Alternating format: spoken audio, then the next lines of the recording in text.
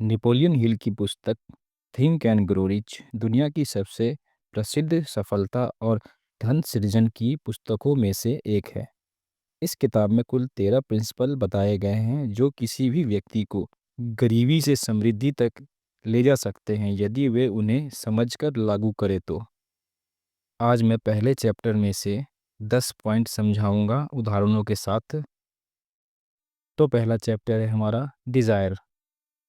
फिर आगे chapter by chapter clear करते हुए चलेंगे।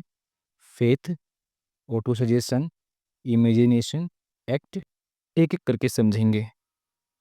चलिए सफलता की शुरुआत करते हैं। स्पष्ट इच्छा रखें। हिल कहते हैं व्यक्ति को स्पष्ट इच्छा रखनी चाहिए, धुंधला नहीं होना चाहिए। जैसे सिर्फ मैं अमीर बनना चाहता हूँ ये काफ़ी नहीं है, बल्कि इसकी जगह आपको कहना है मैं अगले 5 साल में 1 करोड़ कमाना चाहता हूँ। ये स्पष्ट इच्छा है, क्योंकि आपको खुद को धोखा नहीं देना है। स्पष्ट इच्छा रखना है जिससे आप महसूस भी कर सके हाँ ऐसा हो सकता है। अगर आपका मन, आपका बिहेवियर अगर संकोच करता है, उसको लगता है कि अगर ऐसा ना हुआ या छल कपट वाली बात आती है तो वो कभी पूरा नहीं होगा। इसलिए अपनी इच्छाओं को स्पष्ट रखें। तो अगला पॉइंट हिल कहते हैं इच्छाओं को जलती हुई आग बना लो। जब इच्छा इतनी प्रबल हो कि नींद, डर, आलस्य सब पीछे रह जाए।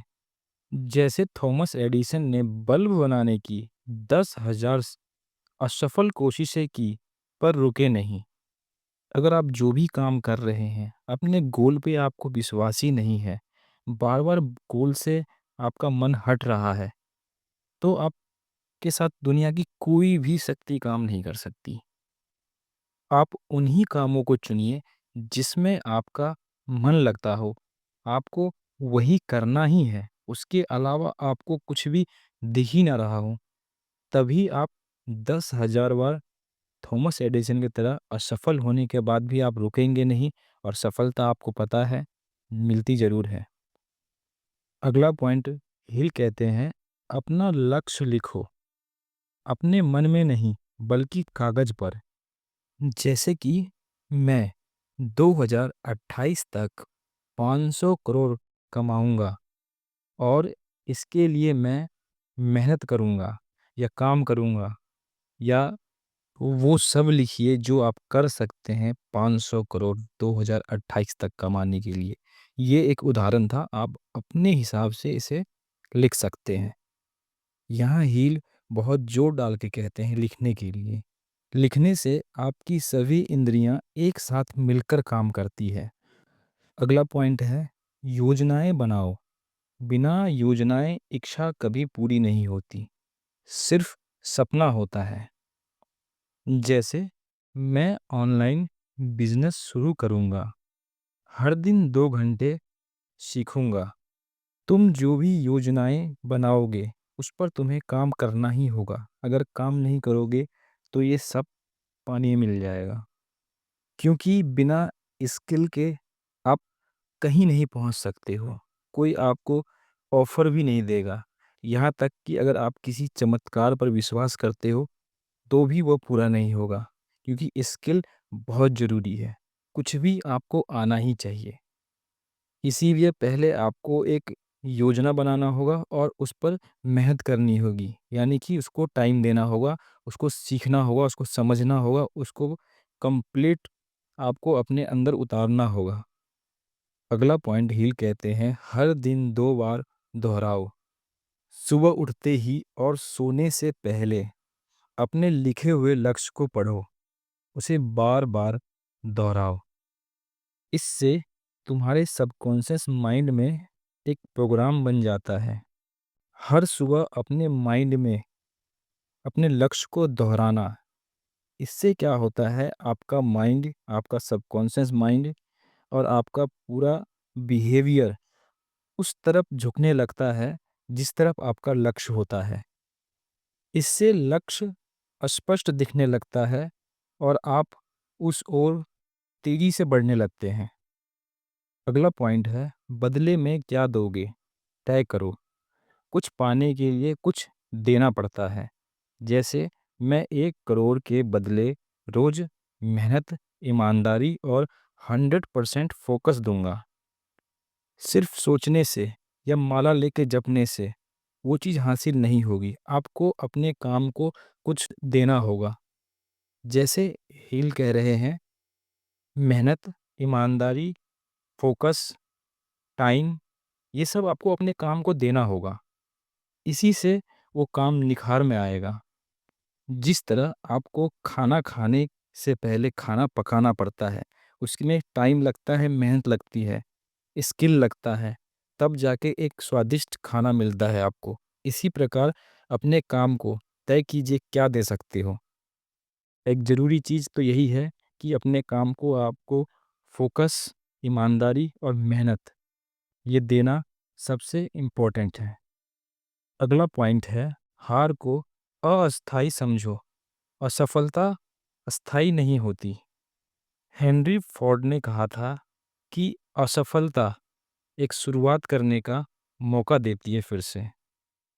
इसीलिए कभी भी आप हार मानने की सोचो तो ये लाइन याद रखना, हेनरी फोर्ड की, असफलता हमेशा नए से शुरुआत करने का व्यक्ति को मौका दे रही है।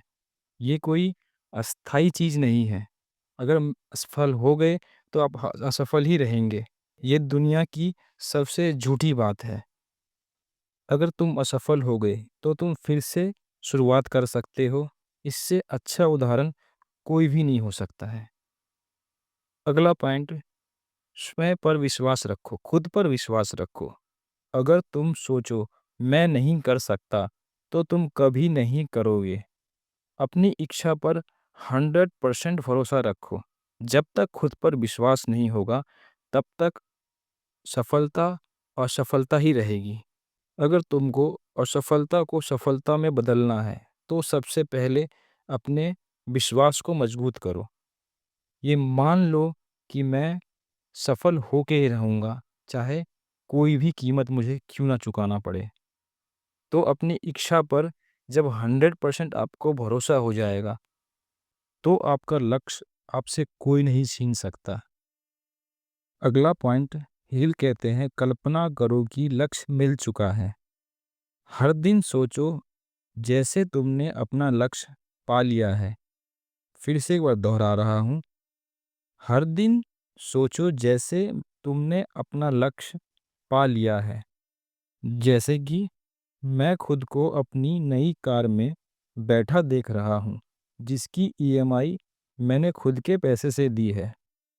तुम्हें जो बनना है और जैसा बनना है, अपनी कल्पनाओं में वैसा खुद को देखो और वैसा ही महसूस करो। हील कहते हैं, कल्पना की शक्ति उन चीज़ों को जो आप चाहते हैं उसको 100 गुना की स्पीड से आपकी तरफ लेके आता है। इसलिए आप कल्पना कीजिए और कल्पना में जितनी क्लियरिटी हो उतनी ही जल्दी उस चीज़ को आप हासिल कर सकेंगे। और इस चैप्टर का आखिरी पॉइंट है, इच्छा को लक्ष्य में बदलो। इच्छा से क्रिया तक पुल बनाओ। यानी काम शुरू करो, नतीजा चाहे धीमा मिले पर लगातार करते रहो। अगर काम में 1% भी नतीजा नहीं दिख रहा है तब भी आपको पीछे नहीं हटना है। आपको विश्वास के साथ उस काम को लगातार करते रहना है। आपकी दृष्टि वो खुद देखने लगेगी जो आप अभी नहीं देख पा रहे हैं, और वो रास्ता खुद के खुद बनना शुरू हो जाएगा। यहाँ इस बात पर बहुत जोर डालते हैं हील की, काम शुरू करना है। शुरू करेंगे तब वो बढ़ेगा आगे। तो शुरू करना है और उस पर लगातार चलते रहना है, कंटिन्यू काम करते रहना है, सीखते रहना है।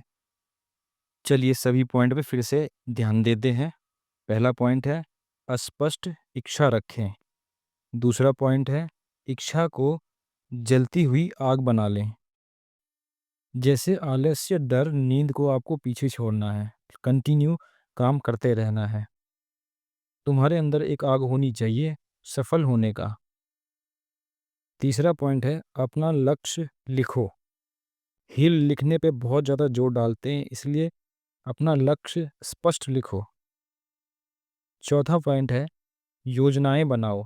बिना योजना के आप काम शुरू कैसे करोगे, कहाँ से करोगे? इसलिए योजना बहुत ज़रूरी चीज़ है, योजना तुम्हें बनाना ही होगा। पांचवा पॉइंट है हर दिन 2 बार दोहराओ। अपने लक्ष्य को जो आपने लिखा है उसे कम से कम 2 बार दोहराओ। अपने सबकॉन्शियस माइंड में अपने लक्ष्य को सेव करो। छठा पॉइंट है बदले में क्या दोगे, तय करो। तुम्हारा लक्ष्य मेहनत, ईमानदारी और 100% फोकस मांगता है। अगर वो दे सकते हो तो तुम्हारा सफल होना तय है। सातवां पॉइंट है हार को अस्थायी समझो। असफलता हमेशा स्थायी नहीं होता है। इसीलिए हेनरी फोर्ड की ये बात याद रखना, असफलता हमेशा नई शुरुआत का मौका देती है। आठवां पॉइंट है खुद पर विश्वास रखो। अगर तुम्हें खुद पर, अपनी इच्छाओं पर 100% भरोसा है तो तुम सफल हो। नौवां पॉइंट है कल्पना करो कि लक्ष्य मिल चुका है। अपने लक्ष्य को स्पष्ट देखो और वैसे ही जियो जैसे तुम भविष्य में जीना चाहते हो अपने लक्ष्य को पाकर।